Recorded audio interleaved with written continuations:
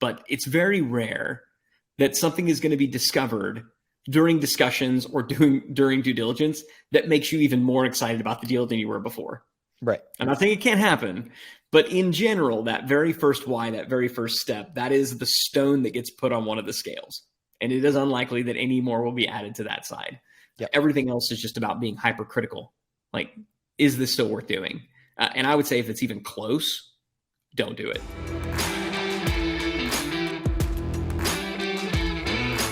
Hey everybody, welcome to another episode of Business Lunch with Ryan Deiss and me, Roland Frasier, your hosts. Today, we are going to chat a little bit about the mergers and the acquisitions, also known as M&A. Ryan, I think you had somebody reach out. Is that what we were talking about earlier? Yeah, I mean, well, it seems like there's a theme, right? And I don't know if it's just where the market is right now, but we're finding more and more of, like, whether it's founders board members or just people that we know in the space who are actively, they're not necessarily looking to sell, but I'm seeing more people on the buy side. So I don't know if this is, entrepreneurs feeling like if the market turns a little bit, maybe there's some deals to be had or what. But the general theme that we're seeing is more people looking at doing mergers in particular, right? So I'll kind of set the stage and we can talk about this particular type of deal. I can't, for confidentiality reasons, there's the word, talk about the company yet, but we got a client and they're doing, let's say, around $7 million a year in revenue and really, really solid margins. Let's say they're dropping 30% to the bottom line, right? They are talking to another group and kind of a friendly, not direct competitors, but in a similar space. And have a really good relationship. This other group's doing around, $1.5 million, also really great margins, like 50% margins because it's so small. Mm-hmm. And, they've been going back and forth talking about how are ways that we can work together. And ultimately it was like, well, maybe we should just merge. And so this client was like, how should I be approaching this? So I'd love to get your perspective on, as the bigger company, right, approaching another business, right? How would you approach it if you're advising the larger company? And then I want to flip it and just say, how would you approach it if you were advising the smaller company? Sure. And you and I chatted briefly about this earlier. It is a buyout. A merger is a buyout. Right. So yeah. There's generally always a survivor and someone who gets absorbed. And so it's very rare that you would have a merger and then change the brand of both companies. So the things to think about, which I think, like, if we're looking at the acquiring company is going to be is most likely to be the survivor, the larger company. So the things that, as far as you want to, like, kind of general overview, or you want to talk about in terms of who owns what was your thinking as far as what you want to do? Yeah, so somebody says, I'm doing about $7 million. I want to basically, merge, AKA buy, the smaller company. What's kind of the first step to think about that? Is it, we got to value both businesses and see where we are. And then this business over here, the smaller one, they get a pro rata equity in this. Like, how does one even begin to think about it and process? Yeah, I think it's that stuff comes way later. I think the first thing that you're thinking about is why. What is it that we think we're going to get as a result of doing this? Because very often what the expectation is that you're going to get from it is not realized. I think it's like 63% of the time that it's not realized. Last time I looked at a stat on it. So mergers are, and I think that stat is skewed by investment bankers that encourage people to do deals to make investment banking fees that maybe those people shouldn't do. But let's say that in this scenario, the very first thing I would say is, what is it that we expect to gain from doing this? And can we quantify that in terms of what is that going to be in terms of ROI on the investment of doing the merger? And even if you're just giving stock up, you are still diluting the existing owners. And so there is a payment that is equal to the value of the dilution that occurs. So a lot of people are like, well, it doesn't cost anything if we use stock. Well, it kind of does. So you have to be careful about that. So So that, let's I say, think that why is the first thing. What specifically do we intend to gain from this, and how realistic do we think it is that will actually happen? Very often, everybody creates these forecasts of everything that's going to happen that assume these giant assumptions that just don't take place. And so I think being realistic about those assumptions too, then it's going to be, is it a cultural fit? Because if you have a pirate ship merging with a summer camp kumbaya, philosophy, then that's not going to work. And especially these days with differences, generational differences in expectations of and work habits of Gen Z people versus millennials versus baby boomers and Gen Xers, that's just one thing to consider. But like, if you get a company that skews younger merging with a company that skews older, you're going to have some generational cultural conflict. Maybe there's diversity conflict. Maybe one company has been all focused about hiring people that support existing management's philosophy, and so there's not a lot of diversity there. And you have another company that's been focused on DEI, diversity, equity, and inclusion, and those people come in, that's going to be a clash. Even inclusion itself, how much are we a culture that gets told what to do by management, or is there actual inclusion and equity where the opinions of everyone are factored in and considered and processed? And so like, what are the work habits? All of those things. Like, look at what Elon Musk recently did with Twitter. He's like, hey man, it's time to get serious. We're going to get down to work. If you don't think you can cut it, our culture now is work and get crap done. And a whole bunch of people left because they were like, that's not what I want. I signed up for, foosball and cereal bars. It's just, it's like, that's going to be important. And that, I think, is probably the thing that kills most of the deals that I see, is that they shouldn't have gotten together in the first place. So getting those things out of the way and then saying, what does post-integration life look like? If we do this, let's do a pre-mortem on what would have happened if it doesn't work. Like, if it didn't work out, why would that can I go back and address, so let's say, in this case, I don't know all the details about this, but let's say that that both companies agree, like, yeah, we are a cultural just bullseye. People could basically bounce back and forth between these companies. They would almost, they wouldn't really know the difference, right? Or, realistically, in this case, I think one of the companies is so small that it probably doesn't matter as much anyway. There might be 3 people coming over. So that's part of the reason I like talking about this, is because it's a relatively simple deal. Yep. But it still has all the pieces. So let's say cultural alignment, check. In terms of the reason to do the deal, in this case, the larger company was planning on launching a product that would have potentially been competing with smaller company with their main product. And bigger company has a lot of products. Smaller company really just has one. And so it was kind of one of these, hey, we're going to be doing this thing. And smaller companies saying, well, if you're going to do it, what if we did it together? Right. And so you don't have to create it from scratch. We already have this. And maybe smaller company, they would really like to be a part of something bigger. They like and they respect the brand. They bring some additional management type there. So there's some synergies there and division of labor that everybody kind of agrees would be good. But mostly what would be integrated is this. There's this product over here that's doing $1 million a year, dropping $500,000 to the bottom line. That's what small co has. Big co wants to do this. They see this as being a possible head start, plus some leadership coming in to run it. All they got to give up is a piece of the bigger pie to get it, right? That's kind of what they're thinking. We'd have to do this anyway.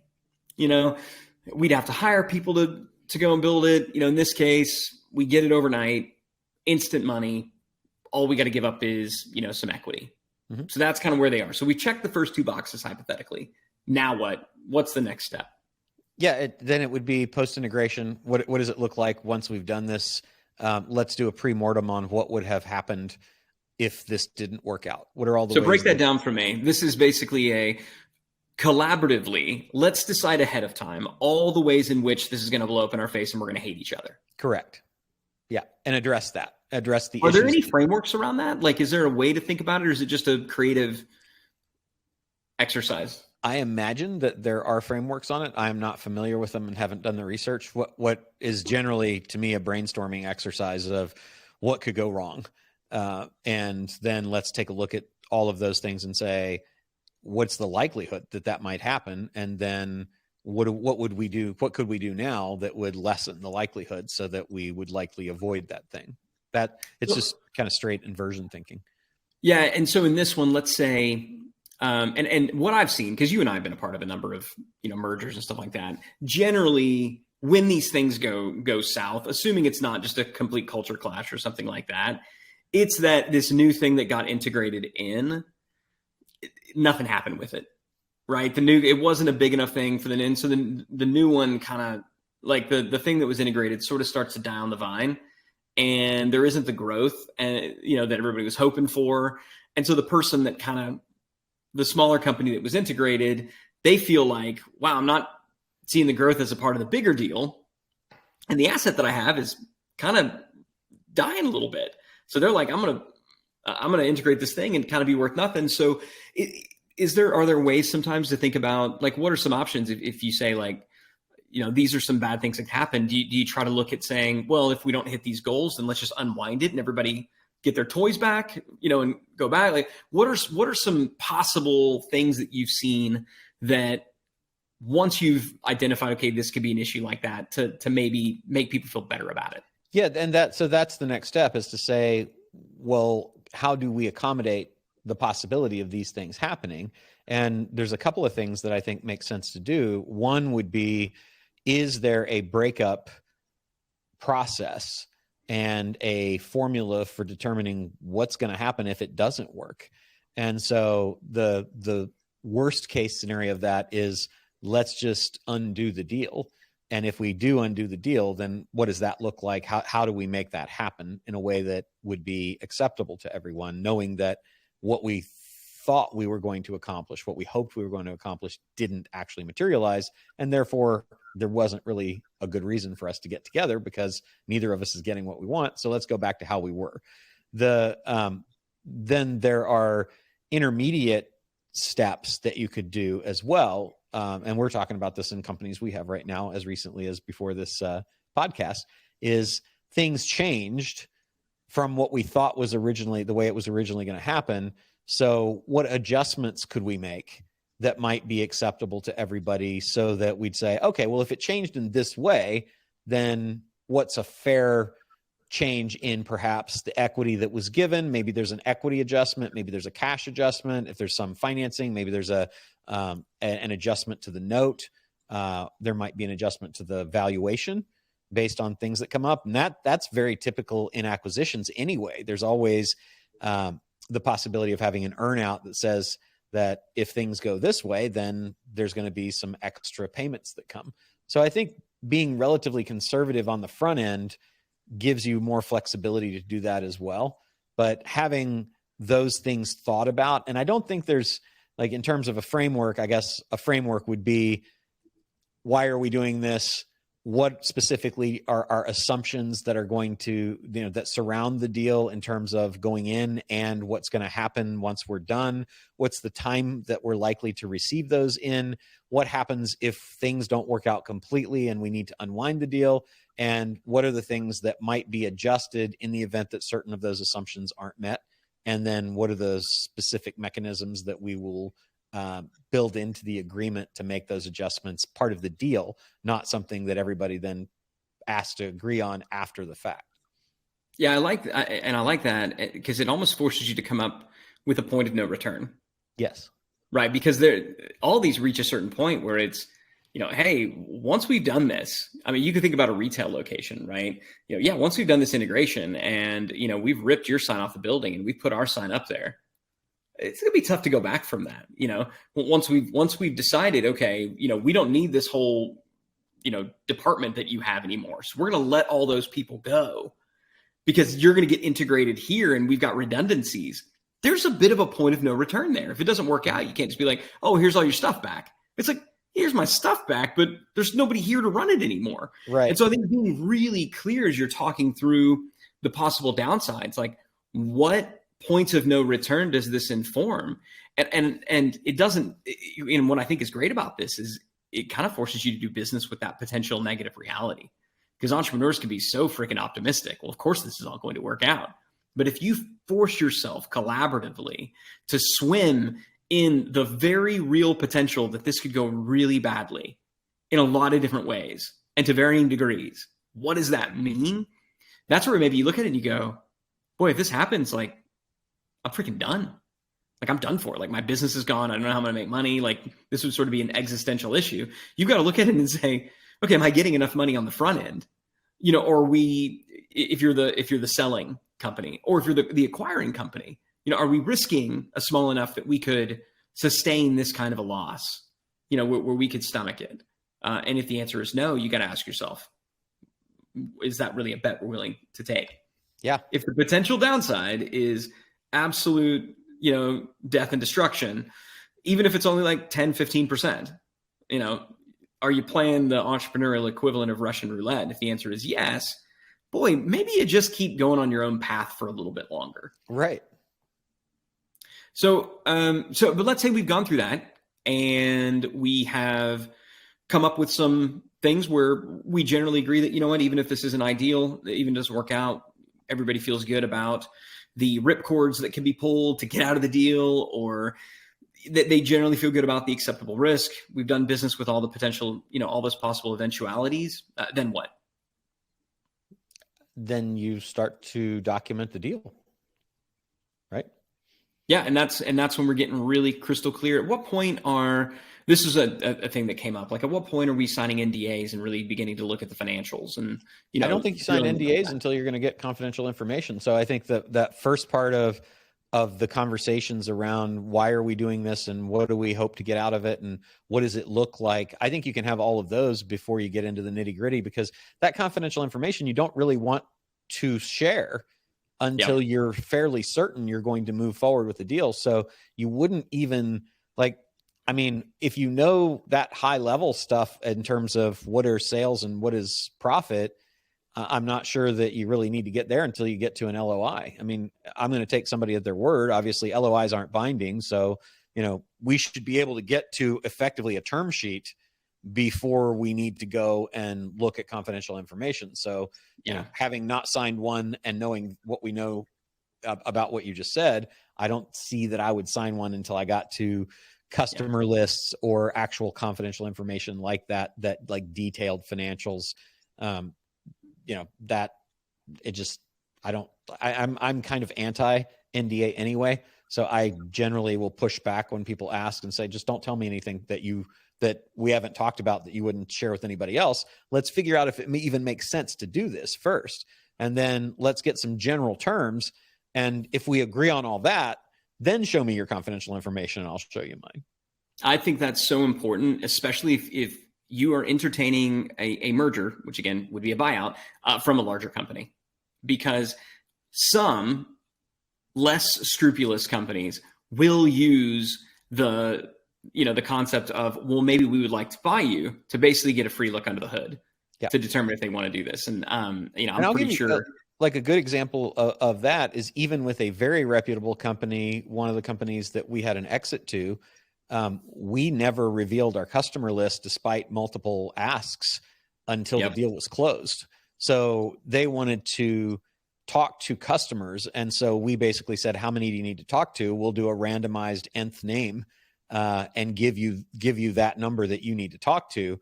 But we're not giving you the full list because it's not done. Deal's not done until the money's in the bank and then the glasses are clinked. So we're gonna wait on that. And I would recommend everybody, just keep your confidential information confidential as long as you can, because it is precious and private.